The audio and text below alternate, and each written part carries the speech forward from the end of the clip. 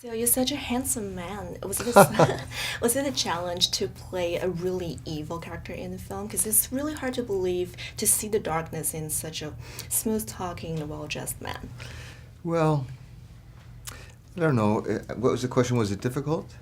Yeah. Um, Not really. I mean, the character, he's, a, he's an interesting man in the sense that he's obviously saved a certain number of the population from death, on this frozen planet, and yet he's still responsible for maintaining the survival of those that are here, and yet he has to keep the population down, so he comes up with these ways of, basically murdering people, which is not very nice, obviously.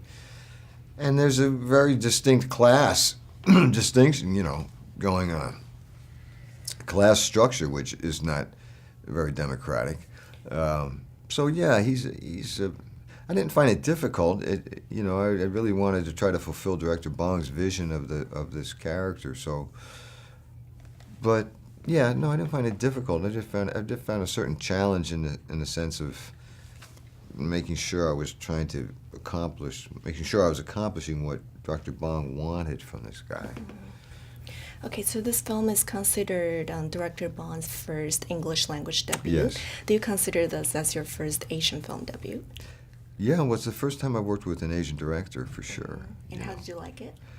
I loved working with Dr. Bong. I work with him again tomorrow, Oh, really? Well, just because I think he's a really great filmmaker, I loved his earlier movies, The Host and Mother and Memories of Murder. I think really, really finely done movies, and what they're about, how they're done, the actors. I mean, I'm a big fan of Kang Ho. I think he's a great actor, and Ah Sung also, and so yeah, I would work with him again. I'd love to. Really nice. And this film has actually been released in China and Hong Kong already, and it has gotten really good feedback so Oh, far. has it? Yeah. Yeah, and what do you think is the reason why it has such success in Asia? Well, I don't know. I mean, part of the reason I think is visually it's pretty impressive, and the whole, I think it's pretty original and kind of unique idea in a sense, and all the production values are pretty great. And I mean, it's a basic story of the poor trying to get, their just dues, but it's set in this kind of bizarre situation with this train running around. And I don't know, I just think people appreciate Director Bong's vision and his way of making a film. Great. And do you think your character lied when he told Curtis that he actually worked with the leader of the revolt before? No, I think that's fact. Really? Yeah. Well, with the John Hurt character. Yes. Yeah, no, I think that is true, that there's been a understanding with my character and the John Hurt character that once in a while things have to get fomented so there's a justification for killing people. So there won't be too many people on the train. So you're such a beautiful and elegant woman in person, and what did it take you and the makeup team to create such a almost disgusting character in the film? It's very easy to look like that. If anybody put on those glasses and that wig and this nose and those teeth, they would look like that. Was it painful to put on those teeth? No, it was very easy. Really? It's like a child's disguise. Very, very easy and very, very like a kind of Halloween costume. Did you enjoy playing it? Yeah. Really? What was your favorite part working in this movie? Working with Bong Joon-ho,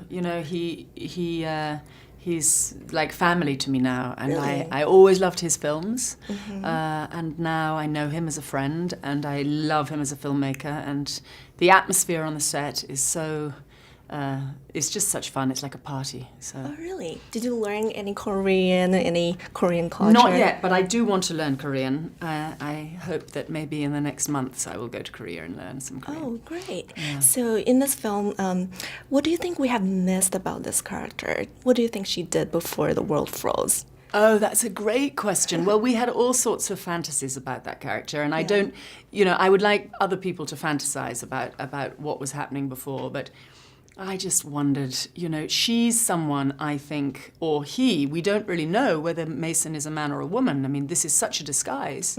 Maybe it's a man. Mason was created by the train. I feel as if Mason, before the train, was a very lowly person who didn't have any power.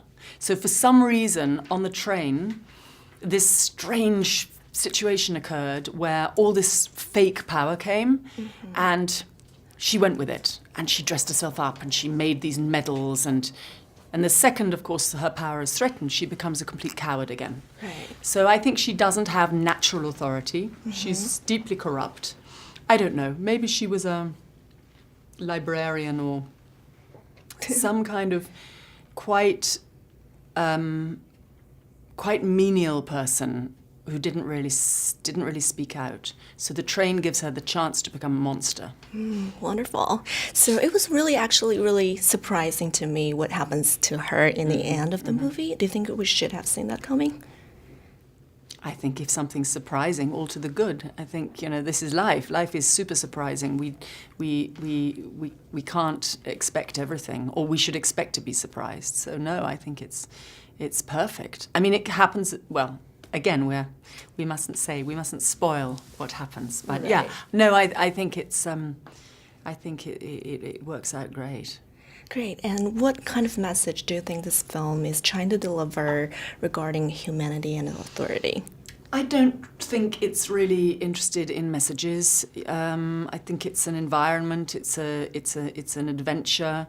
It's an allegory, and it's a sort of atmosphere that gives us the opportunity to sit in that idea for a while and come to our own conclusions. But for myself, what I take away from it is it's a meditation on fairness, that at the end of the day, unfairness is not good enough. Humanity can do better than be unfair.